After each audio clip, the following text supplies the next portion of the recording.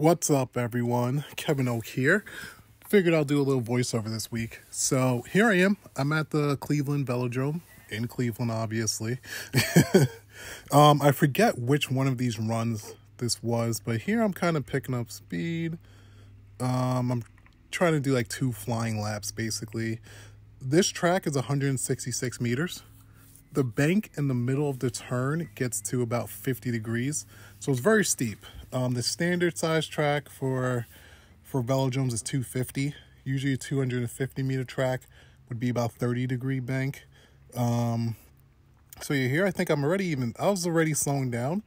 This track, once you're up to speed, it takes at least like 2 or 3 turns just to slow down, right? So this is a fixed gear bike.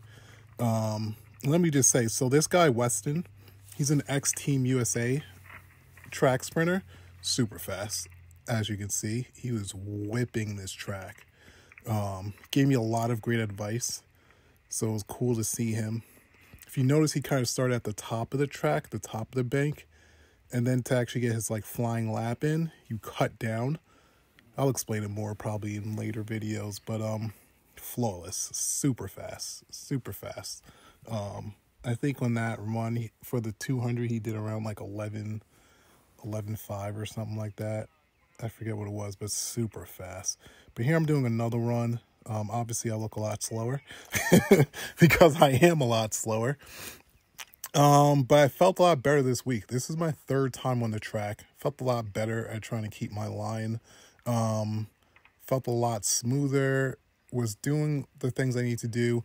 One of the hard things is when you're going into a turn, you have to look like, 30, 40 meters ahead, or you start to kind of wobble around. So to keep a straight line, you have to look ahead, if that makes sense. It goes bad. If you look down when you're in the turn, it just goes bad. You can't keep your line. So I have to focus on that. I have to focus on like trying to stay a little lower down. What else? I have to focus on trying to keep my arms a bit looser, because also when your arms are really tight, that also kind of causes you to move around a lot. But feeling a lot better on the track. The other thing is slowing down. Because it's a fixed gear, you can't like stop pedaling, and you're clipped into the pedals, right? So slowing down actually takes like a little bit of effort, because you have to try to back pedal. But usually you'll end up in the next turn, so you have to speed up into your turn. Coming out of the turn, you start back pedaling again, and you have to kind of keep doing that over and over until you can actually come to a stop. So on that day, and that was Tuesday night, so that was taking me like 2 or 3 turns just to slow down. But felt good.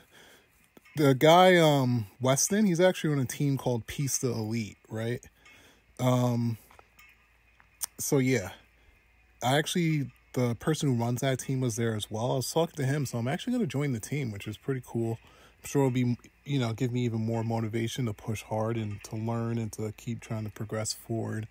But yeah, I go to the tracks every Tuesday to train. They have a time trial day coming up next Sunday. So I'll get on the track this Tuesday. Today is Saturday. I'll get on Tuesday. Sunday, I'll do the time trial. I'll do the flying 200 and I'll do the 1,000 meter. So I'll get legit, I'll get exactly what my times are. Those will be my first official on track time. So it'll be cool. But yeah, getting into this workout was a shoulder and tricep day. So you saw I did some overhead press. Right here I'm doing reverse pec deck for rear delts. Overhead press hasn't been very strong. I didn't do it for the better part of 2 years or so. And I also broke my hands last summer. It's been almost a year since I broke my hands. Also fell on my other hand the other week, so my pointer finger on that hand's messed up. But I haven't done a lot of barbell pressing over the last 2 years.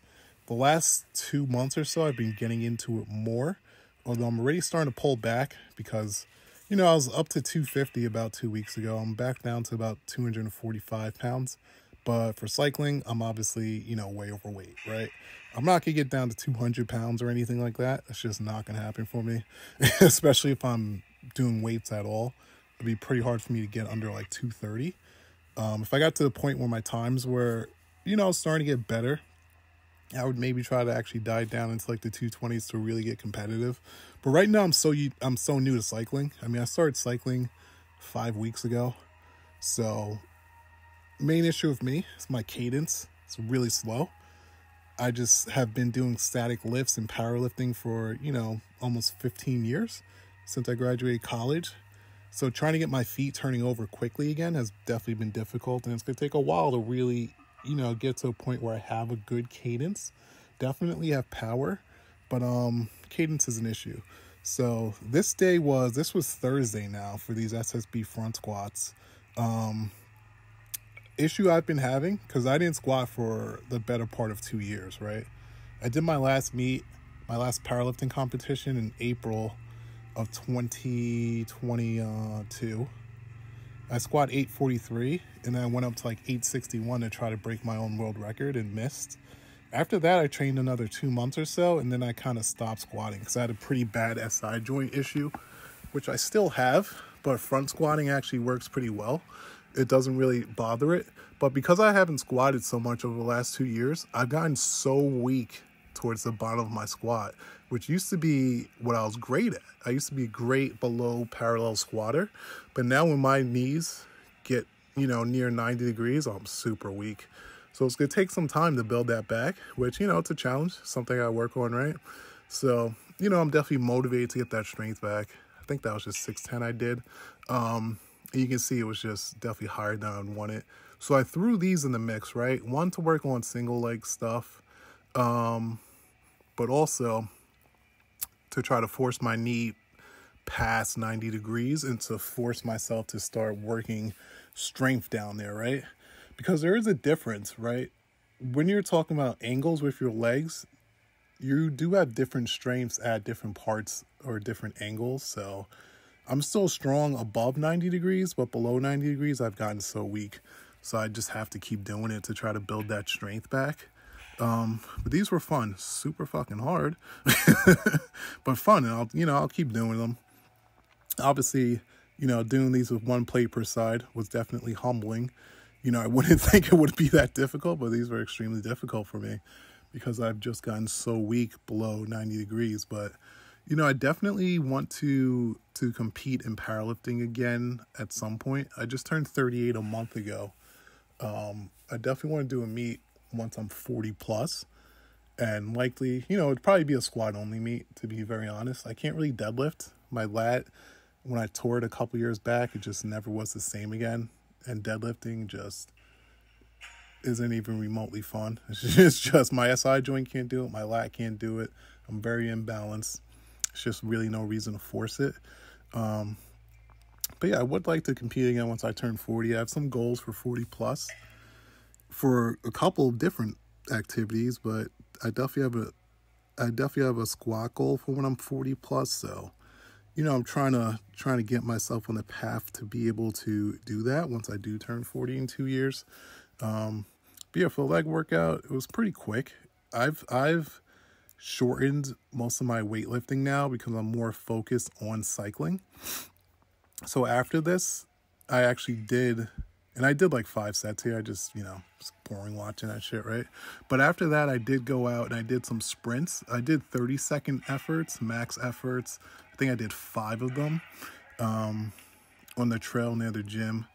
So that was Thursday. So this now is today, Saturday.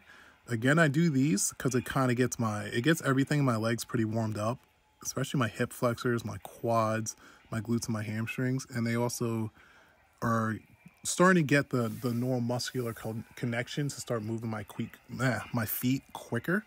So I like those. So these are hang cleans, like muscle cleans, not really weightlifter style, right? More so just muscling these.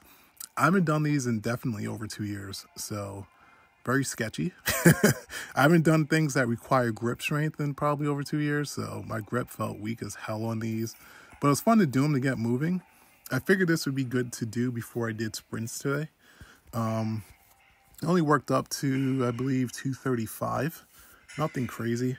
I know my max for these back in the day was like 330.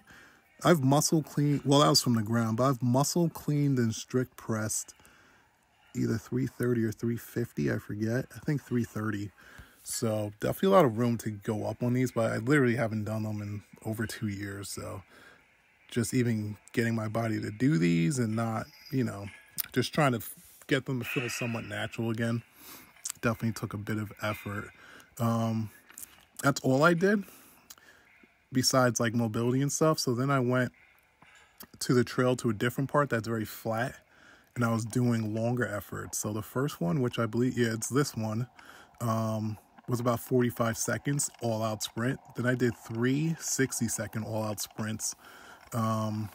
And I got a pretty bad stomach cramp on the last one, as well as a shoulder cramp, because it definitely takes it out of you. When you go all out, it takes it out of you. My camera fell on the next one, so yeah, couldn't get footage of it. But yeah, that's it. Definitely some exciting stuff next week coming up, so yeah, stay tuned.